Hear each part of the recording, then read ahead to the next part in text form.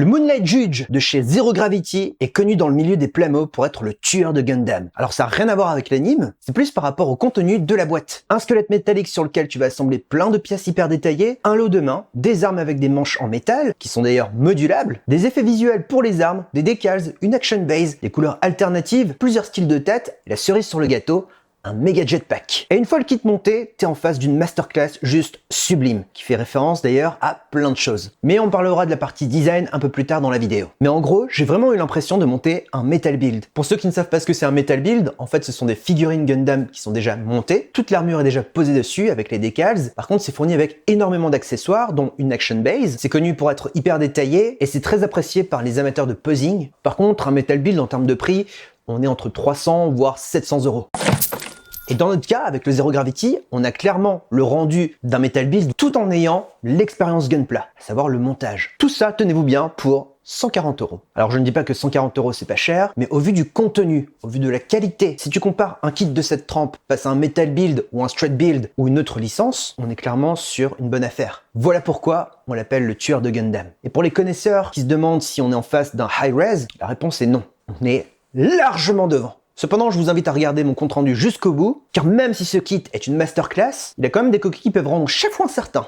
N'oubliez pas que vous avez moins 5% avec le code CHACHA chez mon partenaire Rise of Gunpla. Ils ont d'ailleurs fait un restock de Gunpla et il y a aussi d'autres kits coolos que vous devrez, je pense, aimer. Sur ce, trêve de clavardage, il est temps de vous parler plus en détail du Moonlight Judge de chez Zero Gravity. Une fois monté, le Moonlight Judge présente des traits de caractère bien trempés. Déjà, quand on analyse le nom, Moonlight Judge, le juge du clair de lune, tu te demandes, c'est quoi ce bordel? Et finalement, en analysant les formes et les couleurs, je trouve qu'il porte plutôt bien son nom. Vêtu principalement d'une armure blanche, avec cette tête fuyante vers le bas, on a un côté un petit peu corbeau blanc. Et cet animal est justement connu pour représenter la justice, que vous ayez fait de bonnes ou de mauvaises actions. De ce fait, je trouve ça vraiment cool qu'il porte le nom de Moonlight Judge. En plus, avec son jetpack bleu qui fait référence un peu à la nuit, et les ailes, j'ai envie de dire, pas morbides, mais un peu crochues, tu vois, il y a un côté un petit peu mystique. Et en même temps, à la fois méca. En plus, sur le jetpack, il a deux canons avec des têtes un peu démoniaques. En fait, c'est un vrai délire où je trouve le contraste d'univers hyper intéressant. Quand on regarde le Moonlight, on voit que chaque pièce a été soigneusement travaillée, avec plein de petits détails qui rappellent la précision des Real Grade. Sauf que là, l'échelle est beaucoup plus grande. En fait, on est un chouïa au-dessus d'un Master Grade. C'est un kit avec beaucoup de caractères. Les water decals accentuent encore plus les lignes. Perso, j'aurais préféré avoir des decals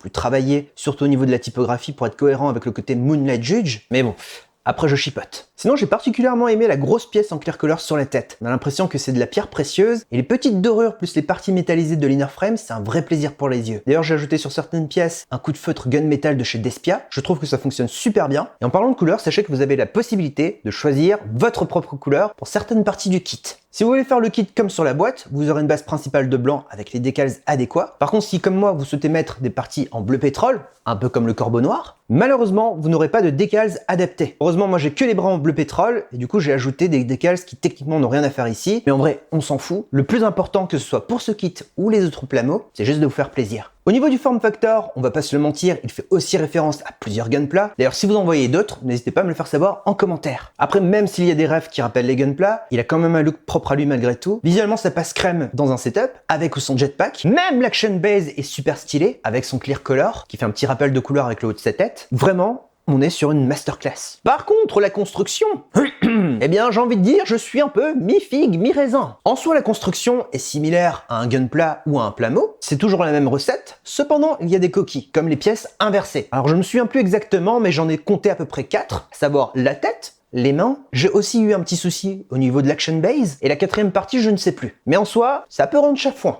Donc, petit conseil, prenez le temps de bien analyser les différentes pièces qui sont proposées dans le manuel. Autre point, avec un kit qui possède justement autant de pièces, dites-vous que vous allez tomber sur des pièces qui sont encore plus petites qu'un grain de riz. Donc pensez à avoir un espace de travail hyper clean, pareil au niveau du sol, et essayez d'avoir une bonne pince coupante de chez Despia ou alors la God Hand, et je précise aussi une bonne pince de précision, car je pense que vous allez tomber sur des mini pièces qui vont voler. La team Twitch, tu sais de quoi je parle. Au niveau de l'inner frame, à savoir le squelette métallique, le corps est solide et apporte du poids au kit, et ça fait super plaisir. D'ailleurs, point intéressant, vous pouvez resserrer les articulations à l'aide d'un tournevis. Alors, ne forcez pas trop, parce que sinon vous risqueriez de flinguer totalement l'inner frame, mais voilà, c'est bon à savoir qu'on peut renforcer les articulations si jamais vous avez un effet de loose. Autre point un peu bizarre dans la construction, alors je n'ai jamais eu le cas dans les Gunpla, mais vous pouvez tomber sur des pièces de type 1.5, 2.5, 3.5. En fait, quand vous regardez dans le manuel, ce n'est pas indiqué 1.5, 2.5, etc. Il faut juste prendre la pièce entre 1 et 2 pour prendre la pièce 1.5 et ainsi de suite. C'est rien de méchant, mais au cas où, je préfère le préciser. D'ailleurs, encore une fois, merci la team Twitch. Par contre, les deux points que je vais vous citer là c'est pas que ça m'a rendu chafouin, là ça m'a juste saoulé, c'est la disposition des decals. En fait, dans le manuel, ce n'est indiqué nulle part où est-ce qu'on doit déposer les différents decals. Et en fait, il faut savoir qu'un abonné m'a dit que sur le site de Rise of Gunpla, on a une image qui a été fournie justement par la licence Zero Gravity, où il présente justement où il faut placer à chaque fois ces petits decals. Sauf que, on a juste les grandes lignes, genre vous avez à peu près 90%, mais les 10% restants, c'est à vous de les définir. Soit vous regardez sur internet et vous essayez de deviner où est-ce que vous devez mettre les prochains, ou alors vous avez champ libre. Moi, vous me connaissez, j'ai choisi la partie champ libre, j'ai choisi ce qui est le plus esthétique et je les ai positionnés sur mon kit, mais je vous avoue, je trouve ça un peu moyen de la part de Zero Gravity. Et le deuxième gros point, et après j'arrête avec les points négatifs, c'est au niveau des armes. En fait, j'avais deux pièces dorées qui étaient clairement mal usinées. En gros, il y avait 3 trous, donc c'était 3 cercles, sauf que sur l'un des 3 trous, il y avait une espèce d'angle droit. Mais genre,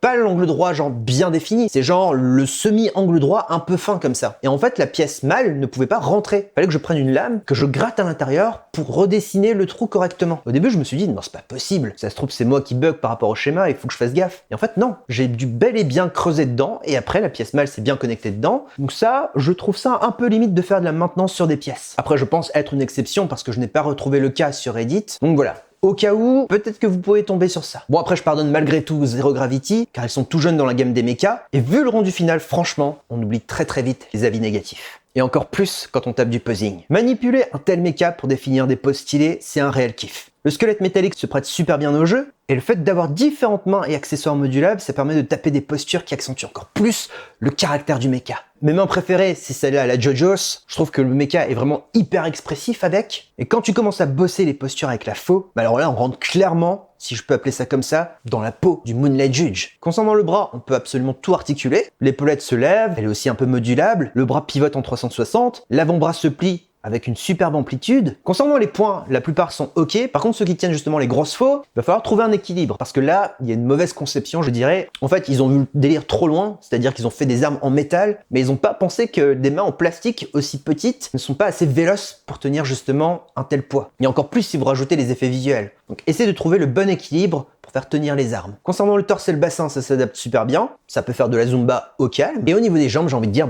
masterclass. Ça pivote en 360, ça peut se lever assez bien. On peut faire le grand écart. Il y a juste cette paire de sneakers qui est peut-être un petit peu rigide, mais après, je chipote. Concernant le jetpack, il se laisse assez bien manipuler. Il peut se plier, gérer les ailes sur différents niveaux. Seul bémol, je trouve pas pratique le système pour accrocher le jetpack au dos. En soi, ça tient super bien. Mais quand il s'agit de le retirer, en fait ça tient tellement bien que il faut un petit peu forcer pour le tirer. Alors en vrai je préfère ça qu'un truc qui ne tient pas, mais bon je vous avoue j'ai toujours un peu peur de le retirer parce qu'il y a quand même beaucoup de pièces. D'ailleurs ce que je vous conseille c'est quand vous manipulez le mecha avec son jetpack, faites-le sans l'action base. Faites-le d'abord dans votre coin, tranquille, après vous le posez sur l'action base et vous réajustez si besoin. En conclusion, le Moonlight Judge de chez Zero Gravity est un kit d'exception. En fait avoir un kit d'une telle qualité, avec autant de possibilités que ce soit au niveau du posing, des accessoires, des couleurs alternatives, des modulations, etc., etc. Et vu le prix, mais c'est vraiment un délire. En fait, je pense que Zero Gravity a vraiment compris ce que souhaitent les fans de mecha, et j'ai envie d'en voir plus. Cependant, attention, les petites erreurs de jeunesse peuvent en freiner certains. Je pense principalement aux débutants ou semi-débutants. Si vous avez 3-4 kits d'expérience, franchement, je ne vous le conseille pas. Ou alors prenez-le, mais montez quand même quelques kits pour vraiment bien vous roder. Comme je l'ai dit avant, chacun rencontrera ses propres difficultés, et vous tomberez, je pense, forcément sur un petit souci à un moment. Après, une fois que vous avez surmonté cette partie-là, en vrai, c'est un gros kiff. Le kit, il est vraiment juste trop fou. Au point où j'ai phasé de ouf devant le kit pendant le tournage parce que il est juste trop beau. Genre, j'ai perdu facilement 1 heure juste à le contempler. Et en me disant aussi, mais mince, pourquoi on n'a pas d'autres kits de ce type-là pour ce prix? Ce serait vraiment trop cool. D'ailleurs, je tenais à remercier un abonné qui se reconnaîtra, car c'est lui qui m'a offert ce kit via un don Tipeee. Donc merci à toi. Et je tenais aussi à remercier vous et l'équipe de Rise of Gunpla pour toute la force que vous m'apportez chaque jour. D'ailleurs, n'oublie pas le like pour référencer cette vidéo sur YouTube. C'est gratuit, ça vous prend 1 seconde et ça nous permet d'avancer ensemble pour la propagande. Je vous donne rendez-vous ce dimanche pour parler de setup. Je pense que vous allez kiffer. Et la semaine prochaine, à savoir mercredi, pour une nouvelle vidéo autour des Gunpla. Sur ce, je vous dis à très bientôt. Portez-vous bien. C'était le Captain Gros Chat. Bisous!